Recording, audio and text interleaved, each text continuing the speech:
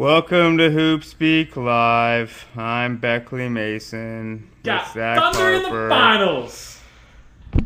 Thundering up, just thundering up. So happy for the Thunder, for their fans, for Clay Bennett and Aubrey McClendon.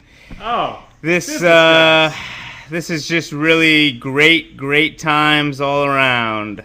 Kevin Durant is growing up before Haven't our eyes. forgotten.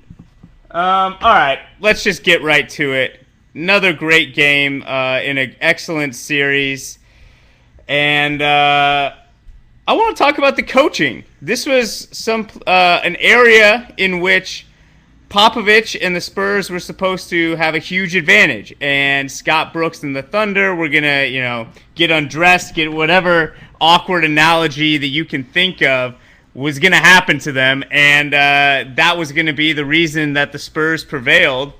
They lost 4 straight games. There was not an adjustment they could make that could overcome the Thunder. What do you make of it, Zach? I think that I don't know that it was a coaching failure with Popovich. I think a lot of people are saying, well, he had to have failed because they lost 4 straight. It's possible the Thunder were just better. The Thunder made adjustments, and I don't know that San Antonio had the personnel to counter those adjustments. I mean, I wrote about it briefly. Sebastian Prudy broke it down beautifully. That play they run where they give it to Harden, and then Westbrook runs a pin down for Kevin Durant. He comes to the free throw line. Like, that's just a deadly play. The Spurs don't have anybody that can defend that. Kawhi Leonard can't defend it because he's not tall enough. Steven Jackson can't defend it because he's really not quick enough. And I think you mentioned it that they can't really leave Westbrook on that because he could just slip the screen. I mean, it's just a perfect play that they don't have anybody to counter it. And I think that when guys like Danny Green are rendered useless because they're not hitting shots and Thiago Splitter isn't giving consistent productive minutes, the team's just overmatched with what the Thunder do. Right, and I think, this was Ethan's theory. I hate to say it, going into the series, was that the Thunder were just too good. Like, those guys are just too talented, and they would overcome it. I think what's important about what you mentioned is that when we say that Pop failed in his coaching, it implies that he was out-coached or that Scott Brooks did a better job of coaching. But I don't think that's fair either, because Scott Brooks didn't have any strokes of genius, in my opinion. He just had incredible players and put them in the right position. And, as coaching decisions go, it's hard to do. I guess it's hard to get too in love with basically realizing that you should put your best defender on their point of attack and putting this unstoppable force named Kevin Durant in a pin down screen over and over and over. That being said, there were some weird things that Popovich did. His rotations fell off to me. I thought that he went away from Danny Green in favor of Gary Neal too much. I mean, Green, just from an athleticism standpoint and a defense standpoint, is just not going to get beat off the dribble by Derek Fisher.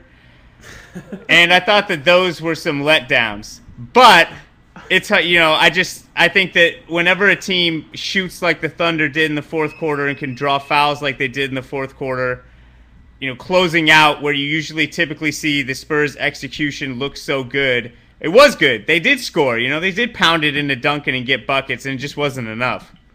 I think he almost had to go with Gary Neal because Gary Neal, his confidence never wavers, and that could be a good thing or a bad thing. But one, he can handle the ball, and two, he can kind of fill it up in spurts, and they needed that because they couldn't stop the Thunder. He's getting beat by Derek Fisher, and that's never something you want to happen.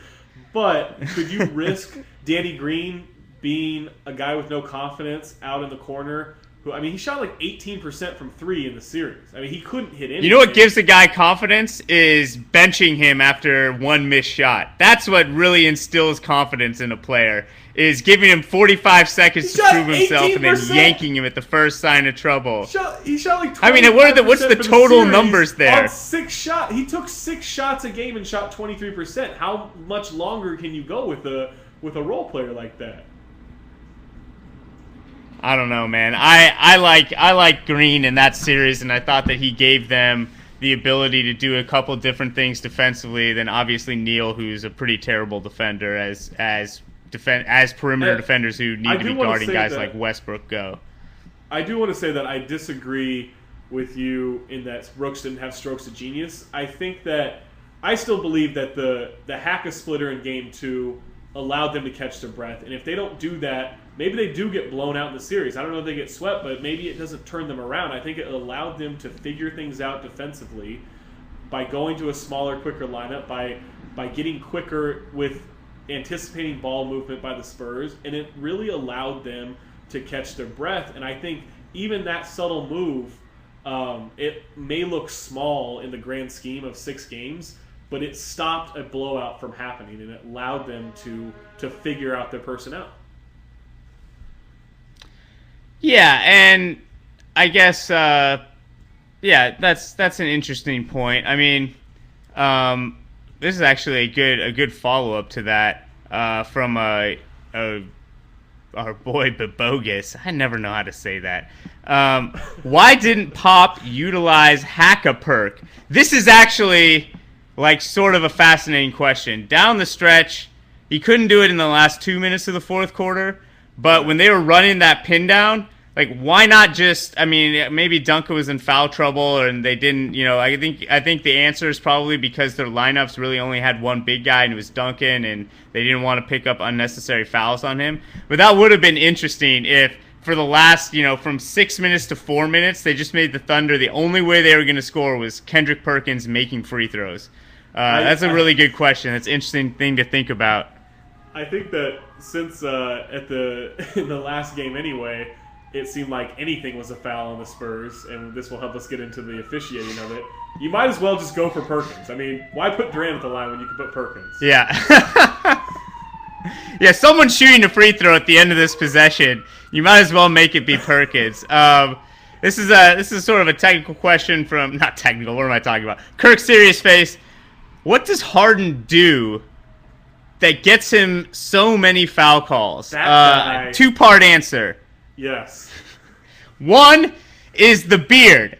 You cannot overstate how important the beard is to creating fouls. He's got, so typical guy, shaved head, shaved face. His head is this big. Harden's head plus, you have the mohawk plus beard is this big. Anytime that thing is moving, it just looks like something catastrophic has happened. I completely disagree with you here. Come on. Okay, part 2. Let me get my second part of the question. Let me get the second part of the answer. Is that he does this arm swing, and it's like I've never seen anyone do it as consistently and be able to finish off of it when he doesn't get the foul, but he basically does like a rip through whenever anyone's around him, and it's just a killer move, and you wouldn't do it in pickup because you just always be getting fouled, but when you want to force someone to either foul you or let you take a clean shot, that is a brilliant way to do it, and he executes it perfectly. As someone who has a gigantic head, and I have been teased for the size of my head my entire life, still do, by Amber, by family, doesn't matter who. That does not help you get foul calls. It really doesn't. I think with Harden, he bowls into people and he creates the contact. However, the difference with him is he's straight up when he does it. He's never leaning over, shoulder down. He's always going into guys straight up. It's almost like watching Joel Anthony play defense. Well, with his head back as he hits them. But he's always straight up, and when you create the contact and you're straight up, it gives the illusion that you're not creating the contact and that you're being fouled. And whether you want to say it's his giant head flying back, I think it's that his posture while driving is so good that it really makes it look like he is not out of control. And the Spurs, I thought, did a really good job of anticipating that he was going to run right into them. Like Splitter and Diaw were just like back up and be like, "What? I don't have anything to do with this." But you're right. I think he is like a foul drawing machine. He's got it to a science, which begs the question: did the officiating matter in the outcome of this series? It seemed. I mean, you can point to. So here's the problem: you can cherry pick certain plays, and you point to the Kendrick Perkins bulldozing Harden on a bulldozing Leonard on a back screen that got a wide open three for Harden, and a much less egregious but much more quickly called moving screen on Manu Ginobili off a pass off where his momentum basically carried him into Harden, took away a three. That's a 6-point swing. In that game, that is the contest. The problem with doing that, of course, is that really the only way to make a cogent argument here is to go through the entire game and chart calls in the first quarter, second quarter, third quarter, fourth quarter, not just the ones that we recognize because they happened towards the end of the game, and see how those impacted things. Yeah, I hate blaming officials, and I hate saying that officials have won a game for a team or lost a game for a team, because I think that you see how the game is being called, and you're either mentally strong enough to adjust, or you keep falling into the trap. With that said, there were some pretty questionable calls in the fourth quarter that didn't seem like they were going both ways. I do think there were bad calls both ways in that quarter, but it didn't seem like it was necessarily fair. And anytime there is a game with Amari Stoudemire, Kevin Garnett, Kendrick Perkins, and they call a moving screen on someone who isn't one of those guys, I have a real hard time accepting that call, because they do allow moving screens in the NBA. There's nothing wrong with it that they've adjusted that, because it makes the game more free-flowing and it makes the scoring higher, and that's what everyone loves. But there needs to be some consistency. I mean, Kendrick Perkins can't push guys and then have Steven Jackson get called because James Harden ran into his shoulder. Like, that's just not consistent, and that's where you have a problem. Yeah, and my other theory on this is that part of the deal is that the Thunder are so fast that they just get calls because it's impossible to tell what the heck is happening. Like, Duncan was getting mauled in the post. Like, every single time he would make a move, it was a block, it was a shove. But it was like two glaciers slowly, coming together and then moving a little, like, inch by inch. Like, that's not going to get a call. But, like, Westbrook sprinting down the lane gets a hand on the hip, and it's like, Ferrari gets the wrong wind gust and it can flip over. Actually, I'm not a big car person. That may not be true. But let's just say, for the purposes of this analogy, and you just want to make that call. Like, Westbrook on that back cut, on that special play that they run, the simple play, gets a back cut, goes up and finishes it, and just kind of like lands on the ground. You could watch it from any angle. It's clear that Parker absolutely had nothing to do with him, and they gave him that call. Well, they didn't end up scoring on it. They got an offensive rebound and worked the clock down. But it's just like stuff like that where you're like, wow, I think that he's just so athletic that it tricks the officials. Yeah, and it's just, this helped them take over the game in the second half of almost every game in the playoffs, and it helps them get the fouls. If they are so athletic, and they smother you with their speed. I mean, they're just on you in the blink of an eye, and that's tough for officials because the game is almost too fast at this point for three guys to cover. And when that happens, I think there is a lot of guesswork. And we see replays and we see, better angles than they see. And that gets us to the point of we're allowed, like, we have the tools to second guess them that they don't have in the blink of an eye. And maybe it leads into a hoop idea. Maybe there needs to be a fourth official, or there needs to be an official review guy for each game. There's got to be something, because I do believe the game with the athletes we have today is almost too fast for any human eye to really get bang-bang plays like that. Yeah. This seems like a good point to tell everyone who our guests are today, which I was remiss in forgetting to do at the start. We've got J.P. Abrams, Jonathan Abrams, the man, who has just been churning out great profiles all year for Grantland. He just had one on Steven Jackson. We'll be sure to talk to him about Mr. Stackjack himself. Then we have Sekou Smith of the NBA.com. He's TV's Sekou Smith, Hangtime blog, the podcast. You know him from basically everywhere. He's awesome. He's going to tell us why he loves Derek Fisher.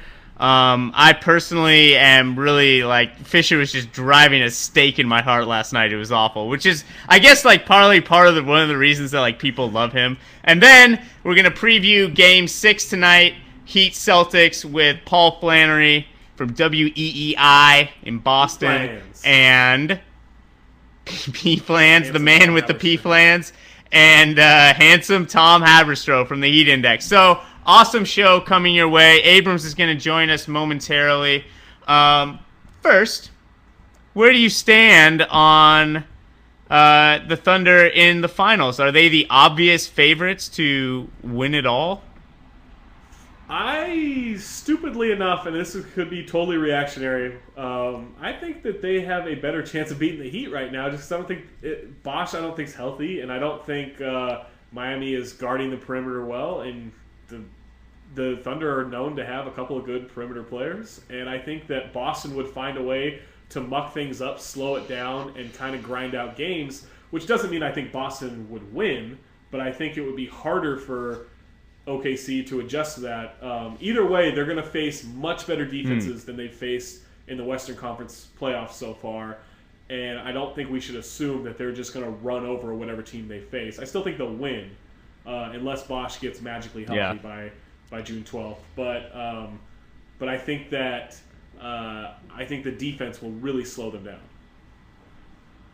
Yeah, I'm just thinking of that pin down screen with Westbrook and Durant and Rondo guarding Westbrook, and I don't what the hell is he gonna do there? I guess maybe he'll just switch on to Durant and try to crowd him. That's one of the things he likes to do, is just be really annoying. We saw. I think a big Rondo ended up on LeBron and said, "Let's go." He's ready to guard small forwards. He's diversifying his portfolio defensively. He's ready.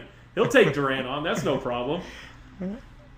Yeah, I would say LeBron with a live dribble 30 feet from the hoop is pretty different than Kevin Durant triple threat at the high post, but what do I know? The other thing that I think would be a big problem for Boston in that series is that Rondo doesn't guard the ball particularly well. He's a great team defender, but I just see Westbrook crushing him in pick and rolls. What if you put Rondo on Thabo so he's Avery Bradley on him? No, Avery Bradley's dead. No, what if you put Rondo on Thabo and then you have Pietrus on Westbrook? Westbrook obviously much quicker, but Pietrus crazy and French.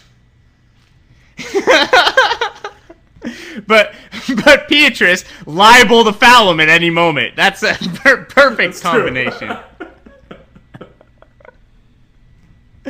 Oh, Pietrus. Let's talk about Pietrus for a second. This guy. God, I love that this guy. Freaking guy. Why?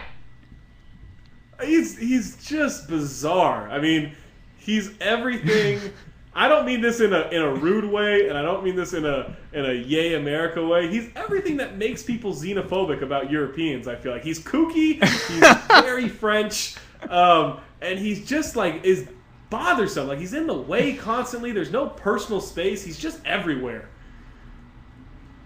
Yeah, he is a really funny character. I don't know anything about him off the court, but just his basketball personality is pretty phenomenal.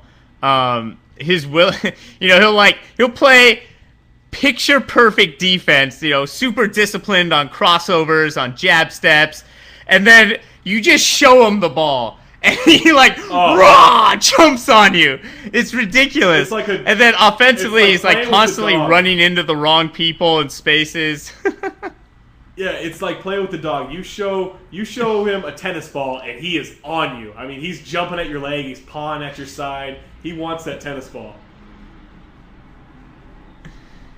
Yeah. So that could be that'd be an interesting wild card.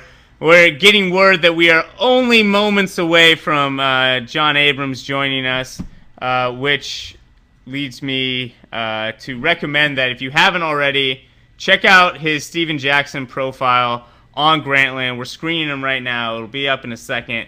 But it's really interesting, and one of the things that I really liked about it was that a lot of athletes have like media narrative identities, but Steven Jackson has a really, really clear sense of his own identity as he sees it.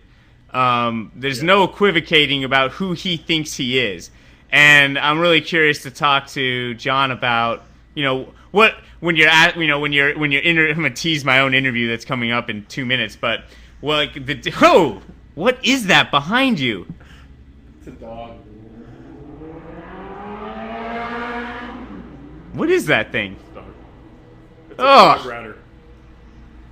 Oh. what is that? Oh, your supersonic side and your I'm ugly. motorcycle sounds outside. Come on. Are you doing this from a cafe? Oh yeah, on I should the mention street? if you notice a new background for the 15 people who watch this, I now live in New York. I live in Brooklyn, so I moved away from. I don't have the cool brick background anymore. It's really taken some You're in adjusting, office. but I am like 7 minutes from the Nets stadium, so that's going to be fun to watch the worst team in basketball next year after they lose Darren Williams.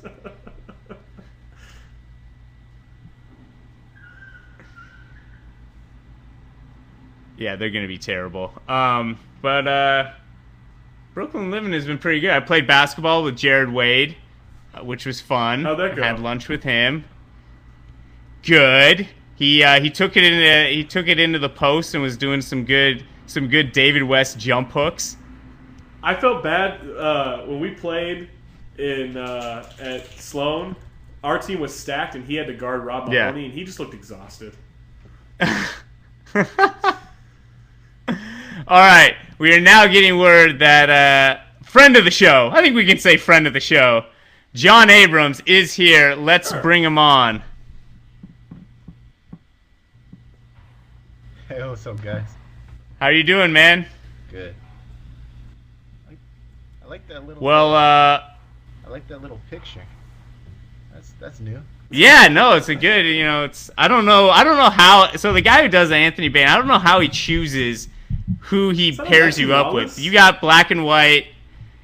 No, that was Bonner. That was black and white Bonner with the hair still orange. I like it. Yeah, I have no idea how he comes up with those. I think they're basically random. Let's jump into Steven Jackson.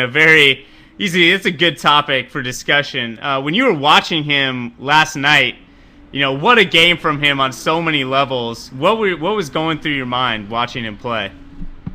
Well, the funny thing was that I didn't watch the game live because I had a rec league game last night at like 10:15 for some reason.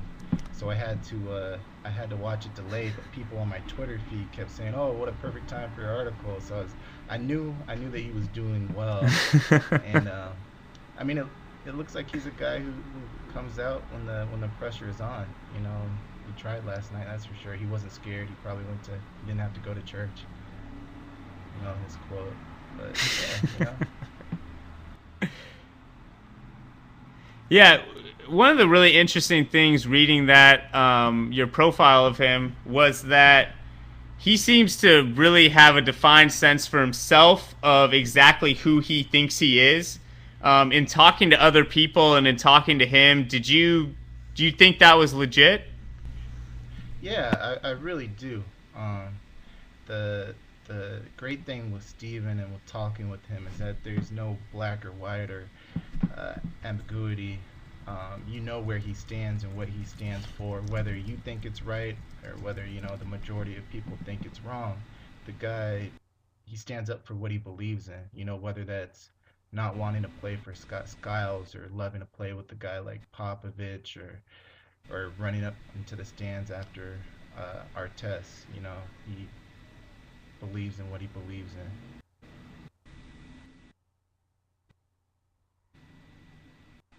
Sorry, I'm in some weird technical stuff here. I missed like the second half of your answer, which is a shame. It was great. But when you're dealing with when I'll watch the replay. When you're dealing with someone who makes a clear effort to be transparent about himself, does that make your job easier, or do you feel like you are almost like you have to dig out something that isn't on the surface? No, I mean the great thing with Steven is all you have to do is turn on your microphone and he's gonna fill it up. I think the main thing is to just be able to ask the right questions with him and to kind of lead him in a path, because I think for him it's kind of easy to get lost if you don't ask the right questions. So I mean, I asked a lot of pointed questions for him, and some of them were the best answers. I asked him how easy was it to buy a gun in Port Arthur, where he's from. I asked him why he couldn't get along with Scott Skiles. So stuff like that, direct questions, he's really, really good with. Jonathan, what is it like coming up with the profiles you do? I mean, did you write the Malice at the Palace oral history and then think, I've got stuff from Steven Jackson that I like, I'm gonna try to do a profile on him? Did you know that you wanted to do one already? I mean, what's the process in coming up with what you did with him? Well, with that one specifically, after the Malice with the Palace piece, Bill was like, why don't you write a profile on him? And at that point, he was sitting on the bench with Milwaukee. He wasn't playing that much. I was like, what else is he gonna say? So we agreed to drop it for now.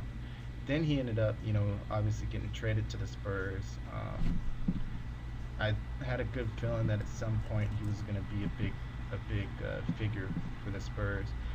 And I got a little worried when he didn't play much against the Clippers, but then we thought that Oklahoma City series fit his type as athletic ability well, and he would likely play more. So I went out and talked to him in between the Clippers and the Oklahoma City series. So it was good timing when it came out.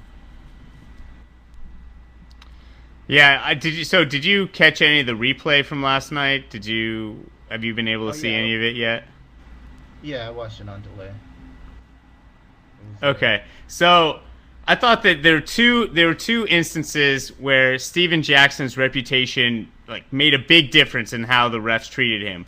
One was when he hit a three right in front of Oklahoma City's bench, and the Oklahoma City's bench is yelling at him. The assistants are getting up and screaming at him. I mean, really, not exactly classy behavior. Jackson drills the three and turns around and just looks at him like, get the F off of me, and just, goes down court. Doesn't say anything, doesn't gesture, just looks at him with a, yeah, I just hit that on you face. Gets a tee. Later in the game, he's standing next to James Harden. James Harden just goes like this, and there's a foul call. I'm wondering, did you get a sense of how he feels about that perception that he's dangerous and needs to, is basically, is being profiled a lot in the league? Well, his whole thing is that he knows that people who knows him realize that he's a good person, and he doesn't really care what other people think. At the same time, he has that reputation for a reason, right? He's had the brawl at the Palace, he had the strip club incident. So, I mean, these guys, they are going to get whistled for doing less than other players. You remember when Artest got the flagrant against Oklahoma City. It wasn't a flagrant foul, but his reputation earned it. The same thing with the technical last night. These guys have reputations, and they got to deal with it, because refs are going to be quicker to stop them before they get going than they would somebody like Kevin Durant or another player who doesn't have the same type of aggressive reputation. One thing I took away from your profile was how much people have seemingly. Well, I took away a lot of things. One of the many things. One thing where you didn't just make me feel completely horrible about myself as a writer was you talking about how people have looked out for him in his process growing up and how he's given back to Port Arthur. What is your sense of exactly like what he means to that community? Because sometimes you see communities like that where you know that one guy making it does mean it makes it for everybody, and you say that in the post, but does that give people in that community, you know, inspiration, or is it just we're stuck in this, we don't have what he has, but he made it, so that's awesome? Well, I think he does give them inspiration, and I think, you know, there's a couple different things going on. It was interesting to me because I was reading the local paper's reactions to some of the stuff he said about Port Arthur, and a lot of people got upset by his comments. But I mean, if you look at it, he was saying how much he loved his city, and he was just really trying to be honest about it. And he was saying how he goes back every summer, and you know, the guy he was trying to build a school. He was really trying to build a school with the Academy Center, but they don't have enough money yet. But you know, the mayor, she said he's our hero. You know, and if you got the mayor of the city saying that about you, then you know you're definitely inspiring some people there.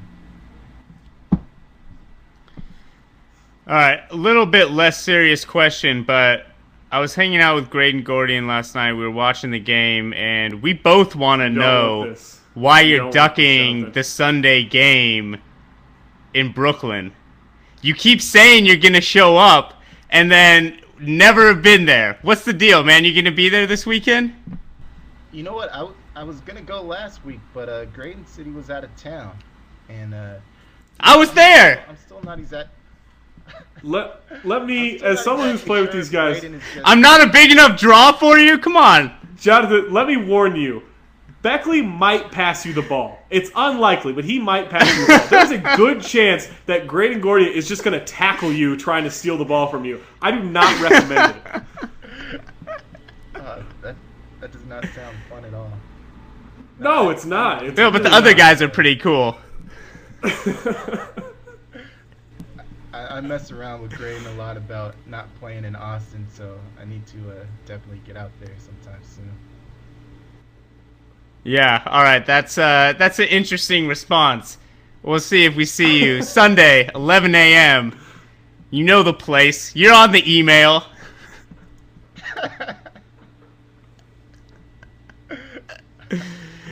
All right, man. Thanks a lot for coming on. Yeah, I know. This is going on YouTube. Tens of people are going to see this, John. Tens. You better watch out. Dozen of people. Take it easy, man. All right. Take care, guys. Thanks, Jonathan. Bye-bye. Seriously, well, I'm makes glad, me feel so terrible about myself as a writer. Like, I'll put something together, I'm like, oh, that was kind of good. And then, he tweets out, I wrote this 4,000-word profile that's going to make you cry and love basketball even more. It makes me feel awful. Here's how you need to think about it, Zach. Think about all the words that you're writing on DDL every night. Think about all that you're producing. No one else is producing as much content as you, if you frame it that way. But it's nothing substantial. It's me yelling at people.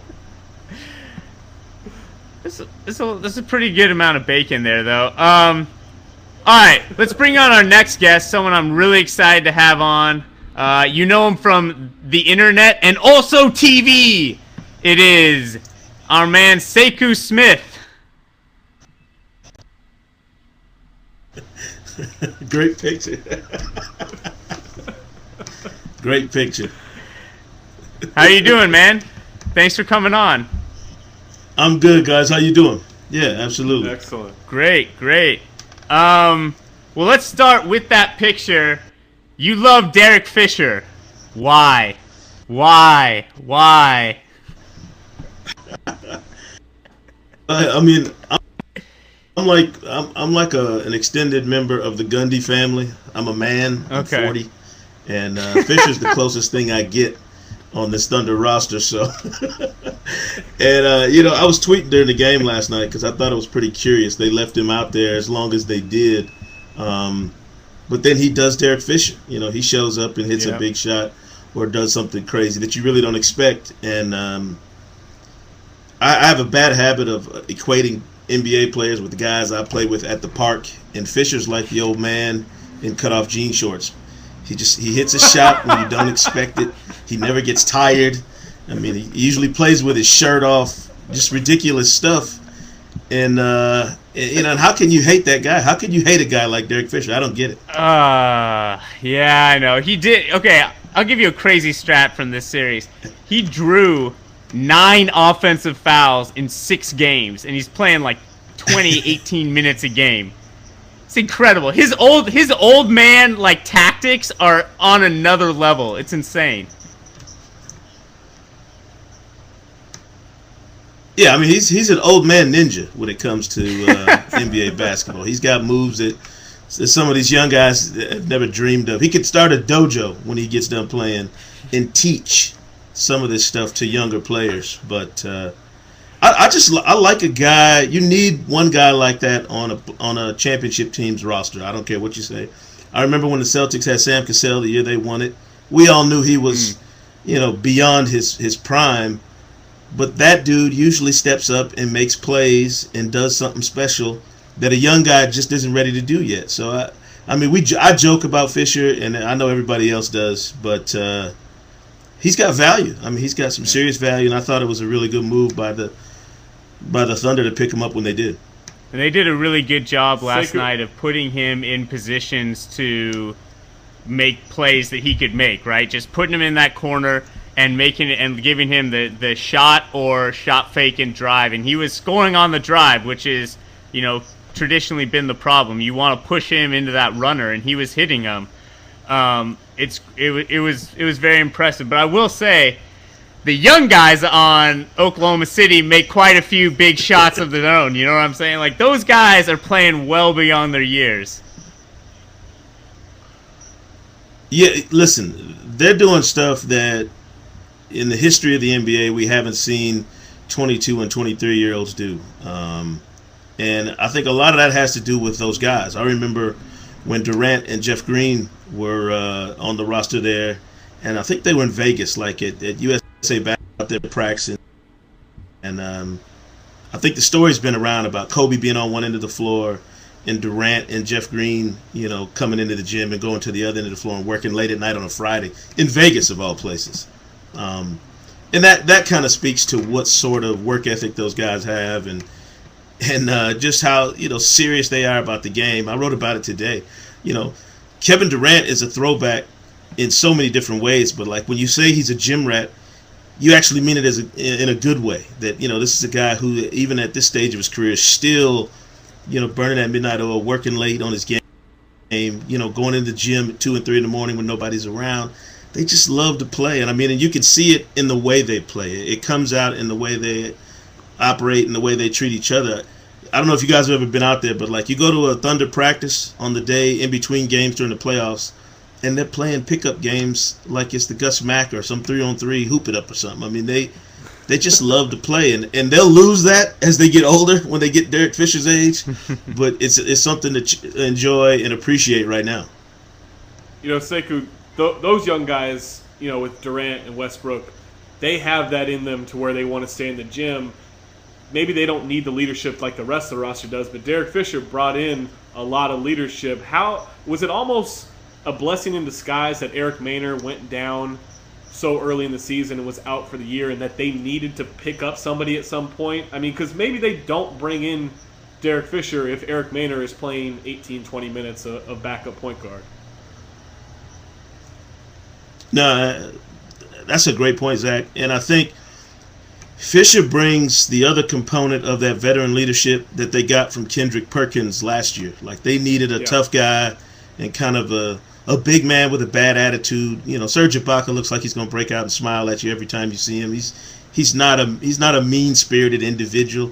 They needed a guy with a chip on his shoulder, and I think Perkins was perfect. He was the guy that gave him that end of it. Now, you get Derek Fisher to bring some of that voice and to articulate some of that leadership stuff that he's had over the years, winning all those championships with the Lakers.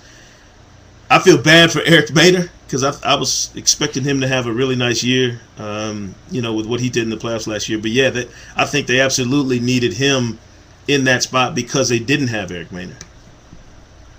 With Kendrick Perkins, a lot of people say he's a dirty player. Some people say that he's maybe not as tough as he likes to make himself out to be. But having him anchor out Serge Ibaka with his athleticism and his, tendency to bite on a pump fake, is that just a huge thing to go from that athletic point on the roster and on the half court to going to a physical presence that will knock you down whenever you come by? Yeah, I believe. The other thing that you forget about Ayers and Doc Rivers about him so much is he's one of the rare NBA big men who's not down there calling for the ball every trip. Thank God. He knows he's not going to get 12, 15 points. He's going to go out and do dirty work. Guys who do that. It really is. He wants to score. If he gets 10 rebounds, great. If he gets 3 or 4 blocks, so be it. But his main focus is to go out and score points. You need a guy like Perkins. You need an enforcer. And I think if you look back through the history of the NBA, you'll see that on every roster of any team that's really played at a high level is they've had that one guy, a guy who's not concerned with his points and a guy who's going to go out there and get a bloody lip and getting a shoving match with Dirk Nowitzki of all people. I mean, Perkins will fight anybody. Clearly, he'll he doesn't care what your reputation is. He's ready to fight. So and I enjoyed watching him when he was with the Celtics. I thought he was a very underrated that Celtics team. So for him to come and do it for the Thunder, to me, just accentuates what kind of value he has in the league. And I think Sam Presti's no idiot. He knows what his team needed, and he went out and got it in Perkins. Yeah, I mean, I think Perkins, I don't know. So I go back and forth on this contract. Sometimes I look at it and say, okay, he's a big man. He did a great job on Duncan. And sometimes he can't guard anyone in the pick and roll. He's, you throw it to him, he's the liability from 4 feet away from the rim. I mean, $7 million, is it too much? But hey, it's working. It's hard to knock it. I was wondering what you made of the coaching matchup. One that we thought was really a lot of people thought anyway, was gonna really favor Popovich, was more of a draw as far as I saw. What did you think? Well, I'm not a big believer in these one coach, completely out coaching another. I didn't think Phil Jackson got out coached when the Celtics were playing them in that championship game, and they, the Lakers win Game 7. It had nothing to do with Phil Jackson. It had everything to do with Ron Artest just playing it like out of his mind in Game 7 because Kobe shot 6 of 24. Gasol disappeared at the end. There was nothing that Phil Jackson could have done to fix all that. But you have to be smart enough to put your players in the proper position and then allow them to do what they do. I thought Pop's biggest admission that this series was getting away from them is when they put Manu in the starting lineup, and that was kind of the white flag for the Spurs to me, in that they got desperate and they realized, hey, we can't stop these young guys from doing what they want to do. It had nothing to do with Scott Brooks, and Scott Brooks will be the first guy to tell you that. And I think the good coaches, the smart coaches, are the ones who recognize what their limitations are and get out of the way and let the Kevin Durant's and James Harden's and Russell Westbrook's of the world do what they do. So Sekou, where do the Spurs go now? Because they're too old for a team like the Thunder apparently, but they're too talented to really break it up. I mean, they did have the best record in the league. They were sliding through the playoffs, before the Thunder figured things out. What's their next move? Do they just keep with the status quo?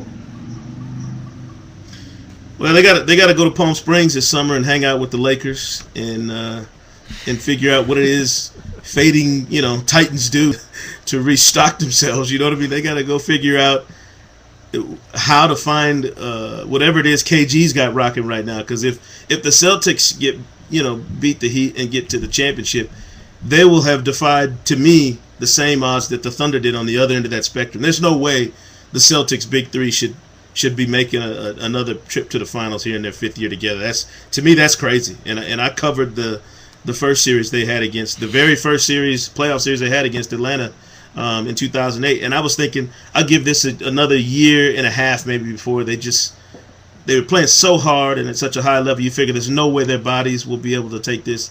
They're 5 years deep and they're still still grinding. So they need to go figure out what it is the Celtics have done. And I don't know, maybe it's that Doc gives them days off and they show up for shoot around at 5:30, and all that stuff. Maybe it's something in the way you structure how you handle that team. But you're right. I don't think they can just take that roster and blow it up. I think the Spurs have to look at guys like Kawhi Leonard and Kawhi Leonard, however you pronounce his name, God bless him. Look at some of those younger guys and figure out who fits and who doesn't, and try and milk at least another year or two out of this before you get lucky and try and start over. Yeah, and I was just gonna say,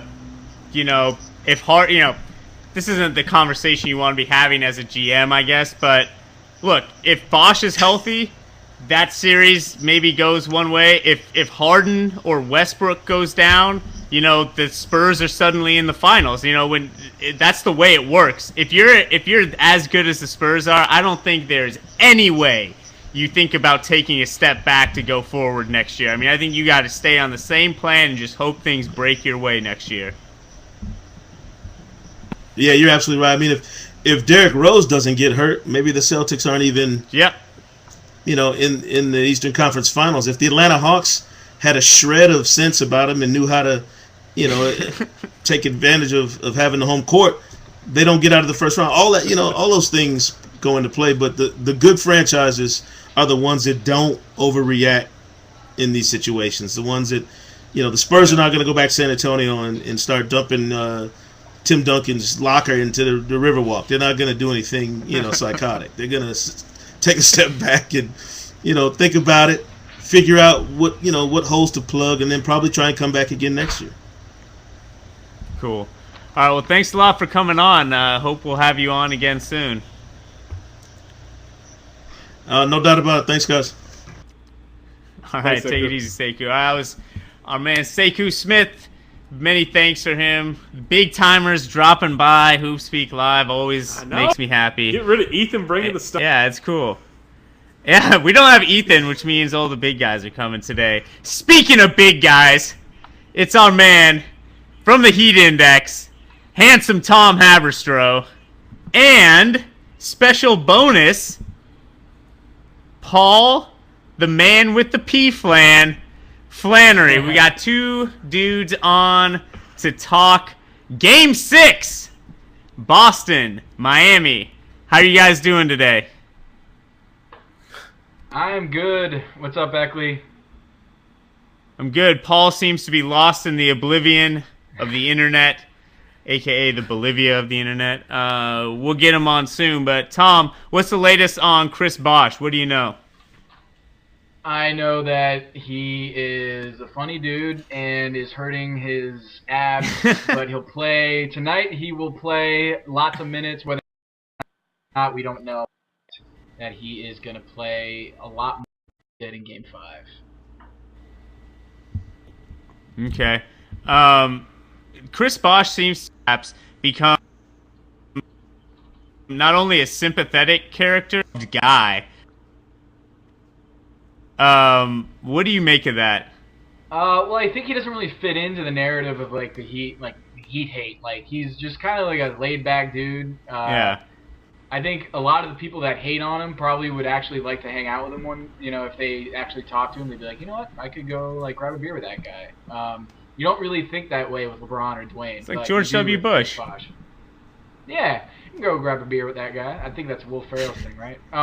But anyway, so yeah, he's a good dude. And when I sat down and talked to him, it was the first time that the second time that I like actually had a one-on-one interview. I was all nervous and sitting down, and at the end of the day, he's like a 27, 28-year-old dude who is not afraid to talk and tell people how he really feels. So he's a good guy, and but he's having trouble playing defense with this ab strain, and that's one thing I'm going to be watching tonight in Game 6. Yeah, Tom, what did you make out of his short time on the court? I mean, his rebounding numbers were good, but a lot of those came on one play. All but one were offensive.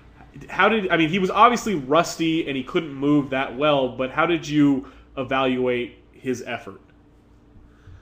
I thought he had a great game. Honestly, I did not expect him to do much of anything out there. We hadn't seen him at all for weeks, so it was the first time I got a chance to see him, and he was very, very good. A lot of effort plays, but that ab strain is definitely holding him back. It's definitely holding him back in rotating on defense. He doesn't rotate nearly as fast as he used to, and on a defense that predicates itself on wreaking havoc in the passing lanes and rotating and covering for each other, that's a problem. So I expect the Heat to struggle with him on the floor in the pick-and-roll defense with Kevin Garnett out there. They did it a lot with him, Chris Bosh, on the floor. And in those 14 minutes that he played, the Heat were outscored by 12 points. So that's something to think about as you head into Game 6. How can they stop the bleeding against the Celtics with Bosh on the floor?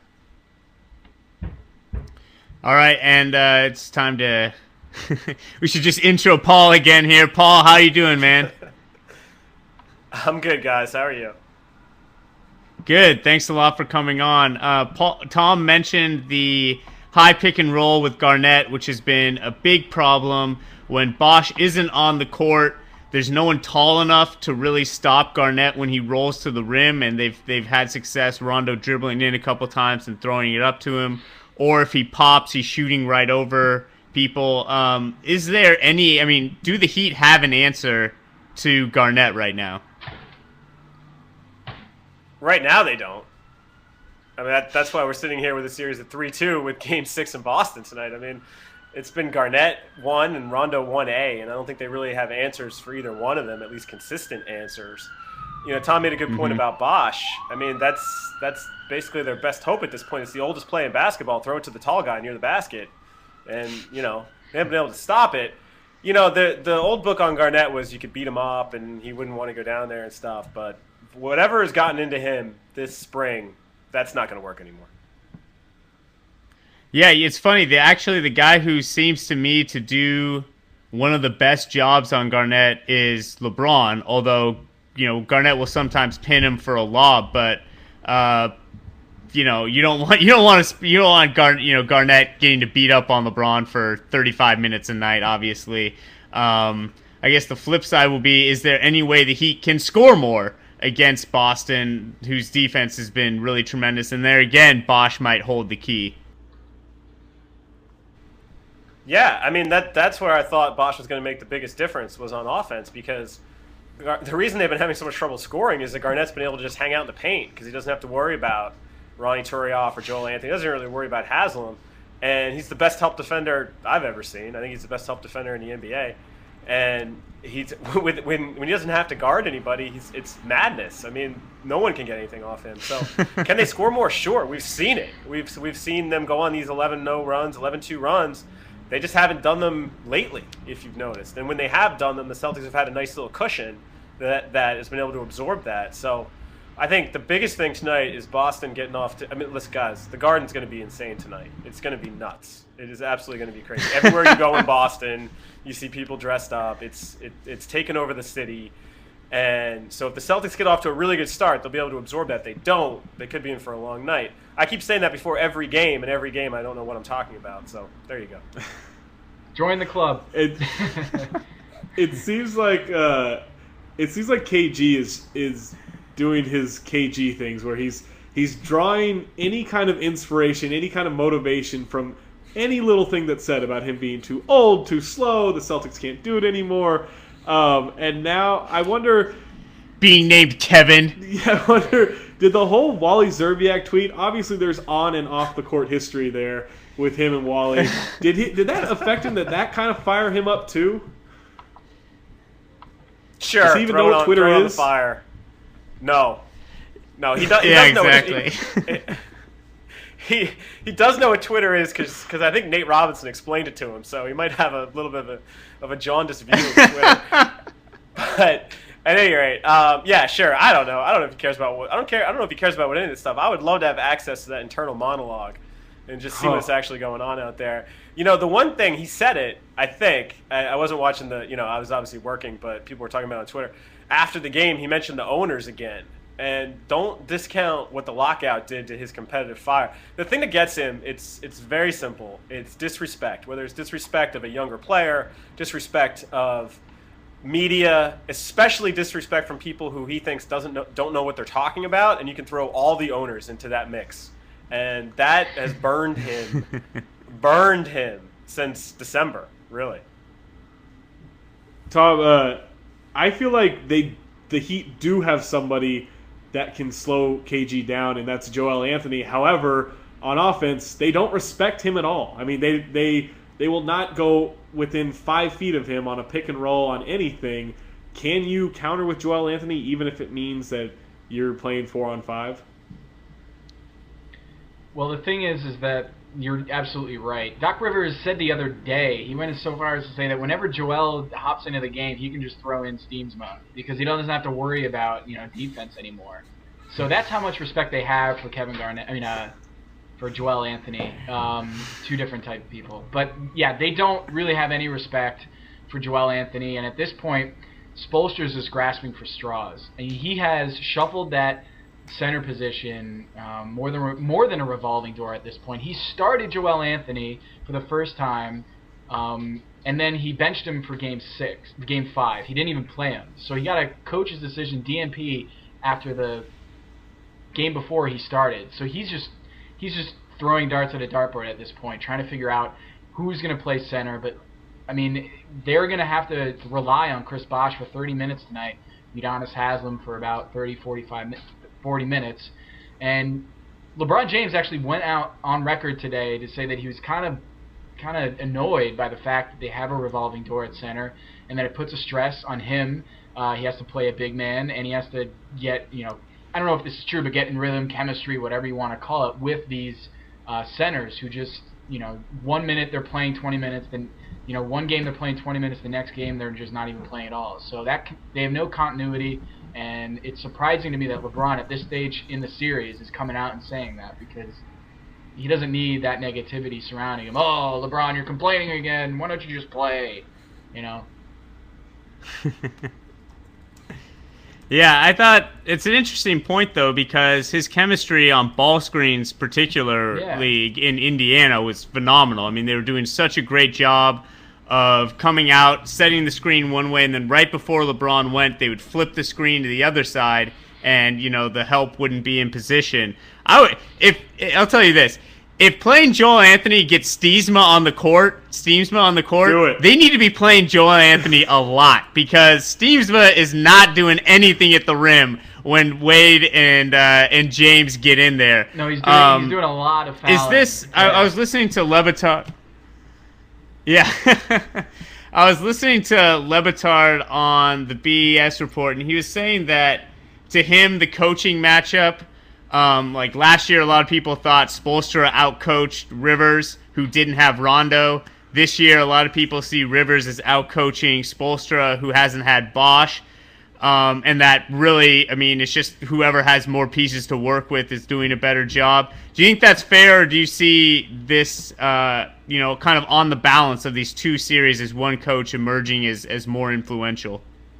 I'm going to echo Sekou here and just say I guess I'll throw that to Paul, sorry. Oh, sorry. Tom start, then Paul. My bad. I'll just say quickly, I'll just echo what Sekou says, and it's really hard to parse if one coach is out-coaching the other, but I will say that Doc Rivers says that he doesn't make adjustments from game to game, but I will say that I think he does more adjustments and more chess moves than Eric Spoelstra does. Yeah, Doc I heard that too. He says I don't make adjustments, and they ran like 7 new plays in the first quarter. He doesn't. When he says he doesn't make adjustments, I guess he means he's not going to start Sasha Pavlovich at the 3 or something. But I feel like Doc has coached the series of his career in this series. And maybe it's probably overstating things, but he's been awesome. I really think. And there's a lot that goes into coaching. It's not just calling plays out of timeouts. It's not just X's and O's. It's not just adjustments. And what Tom was saying, I think is true. The Heat, and Spoelstra even said, the Heat are searching. They're searching for something. And the Celtics know what they are. And they're at peace with it. And they realize that they're flawed. And they realize that they don't have really, when they go to the bench, they never know what the heck they're going to get off that bench. But this is who they are. And they're cool with it. And that says a lot about them. And I think it says a lot about the coach. Because he's not, wouldn't it be great if we had Avery Bradley here? Well, they don't. They don't have him. And they make do with what they have.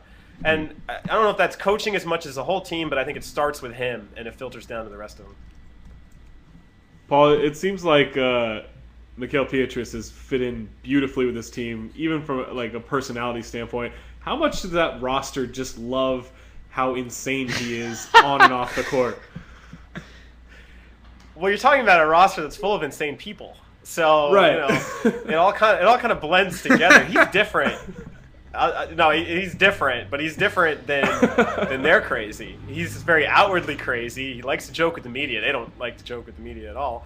But the wonderful thing about the Celtics, I really believe this, and they've got all these crazy outsized personalities, and they've had them for years. They let everybody kind of be who they are, as long as it doesn't detract from the team. So, Pietrus aired them out at one point during the season. He did. And they were like, who is this guy? He just got here 5 minutes ago, and he's calling us out. But that's who he is, and as long as he performs, and as long as he plays hard, and as long as he's consistent, then they're cool with it. And, it's a lot like Posey is sort of held up as like, this sort of like reverential figure around here, James Posey. And the biggest thing he did was he told Kevin and Paul to shut the heck up. In so many words. As soon as he got there, he said, "You're not gonna do me like that." And yeah, I was gonna say he said heck, huh? he said heck. It's a family program, Beckley. It's 4:00 in the afternoon. And then he wiped his monocle clean. Hey, don't tell Chris Ballard that. Chris Ballard was mother effing this, mother effing that. It was hilarious. Yeah, great. It was like it was an important moment in my life. I felt like to see that.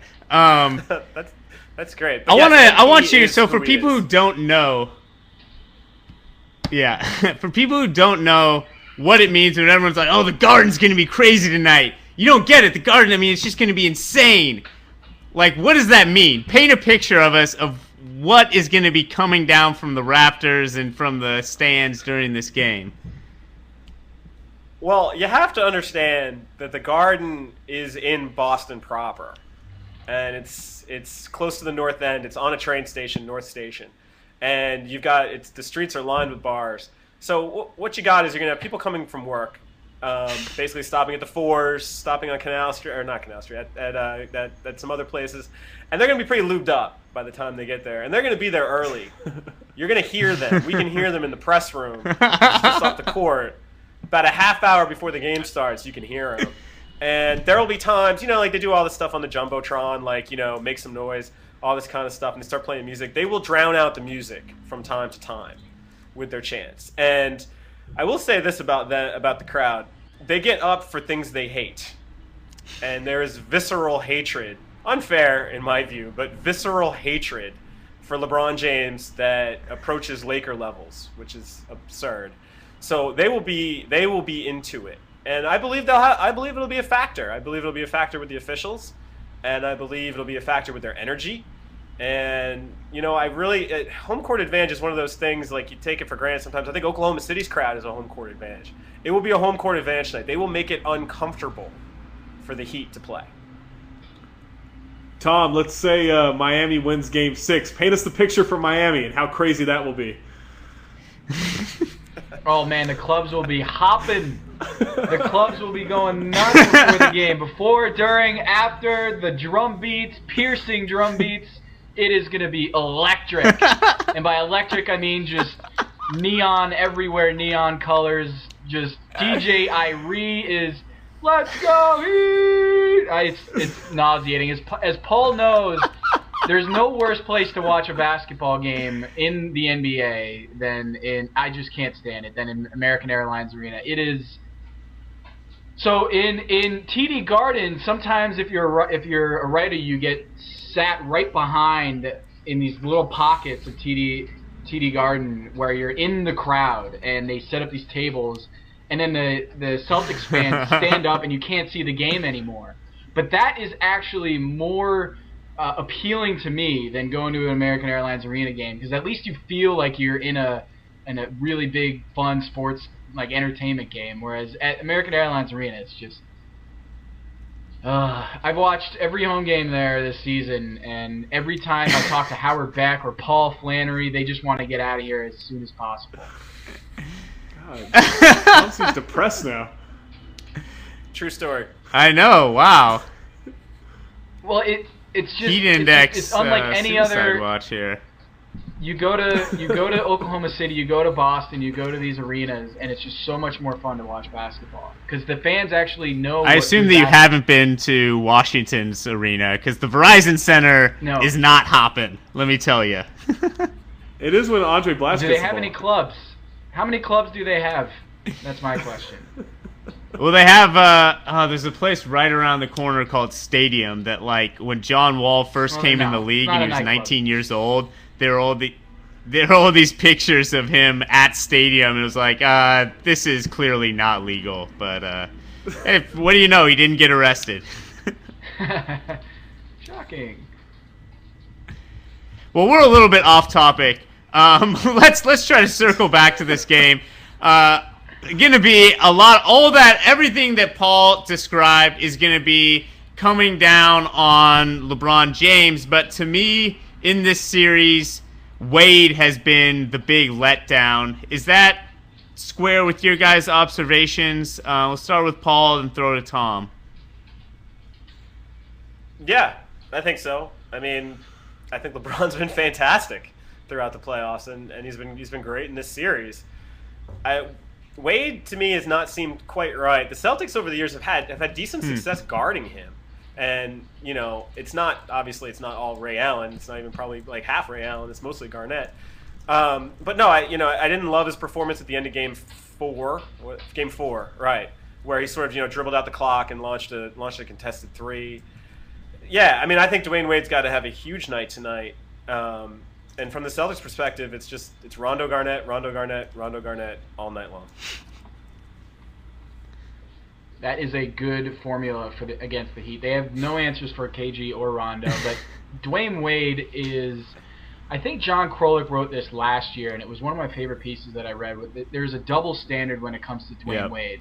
When he doesn't play well, we just kind of shrug it off and say, "Well, it's Dwayne Wade. He won a ring, so who cares?" And he's been shooting terribly in this series, in his playoffs. His PER is down, his field goal percentage is down, and yet everyone wants to just talk about LeBron James or Eric Spoelstra, when in reality, I think Dwayne Wade is as much a reason for their struggles in this postseason as it is anyone else. And I don't think Miami Heat fans are really comfortable with that. They don't want to hear that because Dwayne Wade is their knight in shining armor. He is the guy that saves them time and time out. He won a ring for them. And they don't want to hear that Dwayne Wade is not playing well. But I think his knee's bothering him. I think there's a lot of knick-knack injuries that he's dealing with. His shot is off. But my thing that always comes down to this for me with Dwayne Wade, if your shot is off, stop shooting. He always settles for jumpers, and if he knows that his shot isn't, if it's broken, stop shooting in the first 10 seconds of the shot clock. Try to work a better shot. At that point, it's just ruining the offense. So I don't think Dwayne Wade is a broken basketball player, but I do think that he shoots way too much from the perimeter to keep the Heat in these games.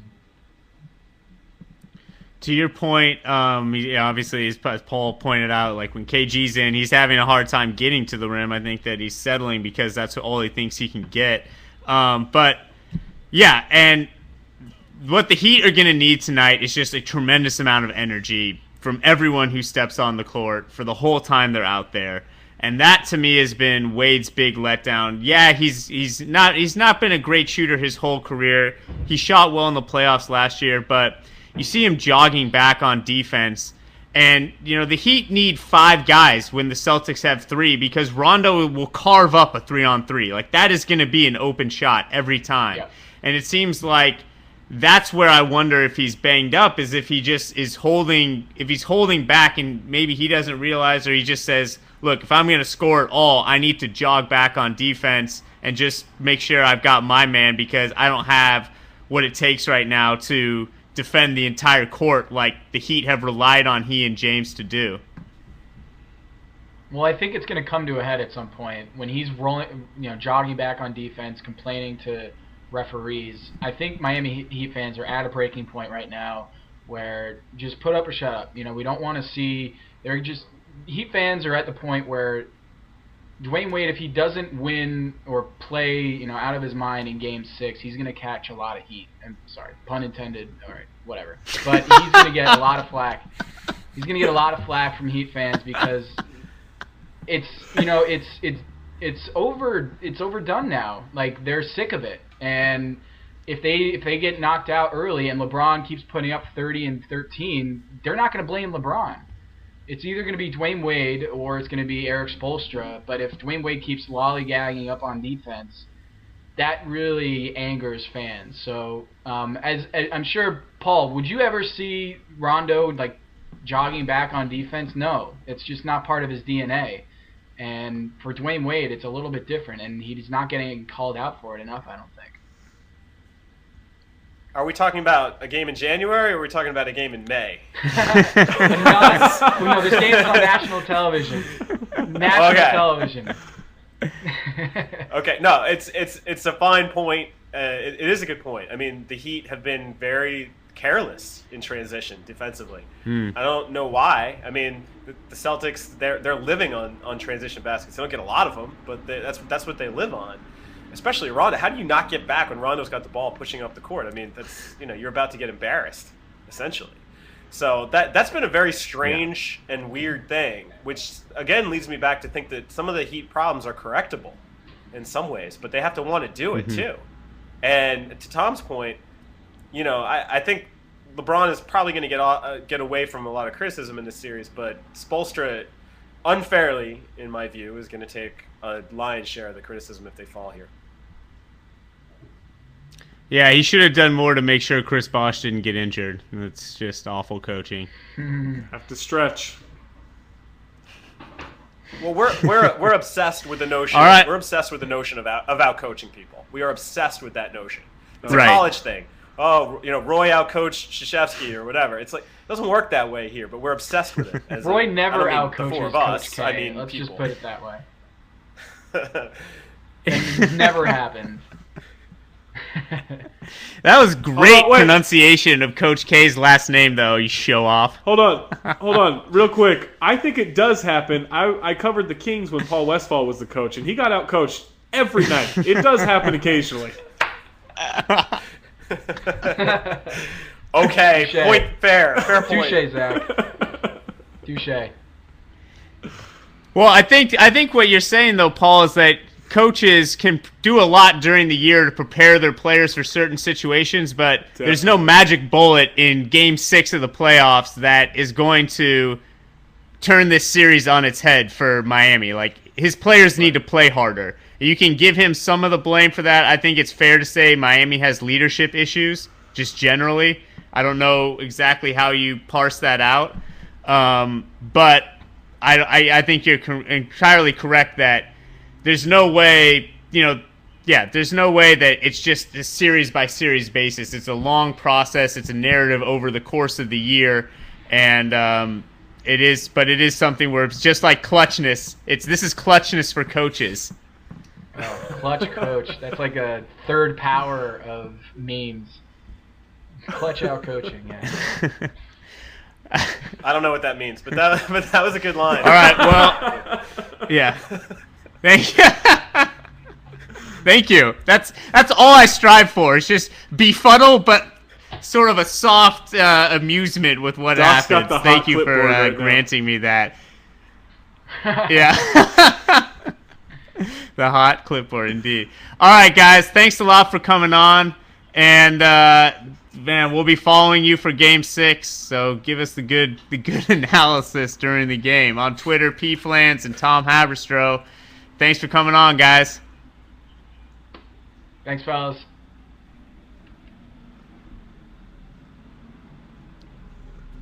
All right, what do you want to say, Zach? I have something to say before we go. I know we're running late. I was inspired last night.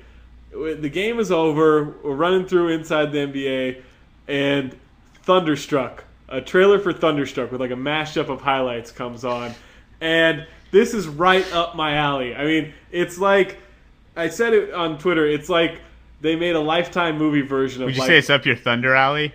Oh, they made a Lifetime movie version of Like Mike, put Kevin Durant in it, and it just looks like the best movie. I mean, I want to go. I don't like seeing movies in the theater. I hate seeing movies in the theater because people are always talking, or they're on their phone, or it's just something obnoxious happens. You can't just enjoy a movie in the theater anymore. I want to see this in the theater. I want people going crazy when this kid CGI dunks, when Durant is trying to act his way through a "Where'd my powers go" scene. I want to see every bit of it, and I want to enjoy it with as many people as possible. I really, really am excited for Thunderstruck. I think it's out in late August, and I think we should all get together and go. So, safe to say you'll be live tweeting this. You'll be the guy with the light coming up from his lap. I'll be in the annoying everybody else. I'll be in the back row so no one else can see the light. But I'm gonna enjoy the hell out of this. Yeah, that is going to be awesome. All right, well, thank you to all our guests and to everyone who watched and asked questions. It was a great show, a lot of fun. And thank you, as always, to Peepin' James Herbert and Anthony Bain for keeping the shows on track. See you guys next week for the finals.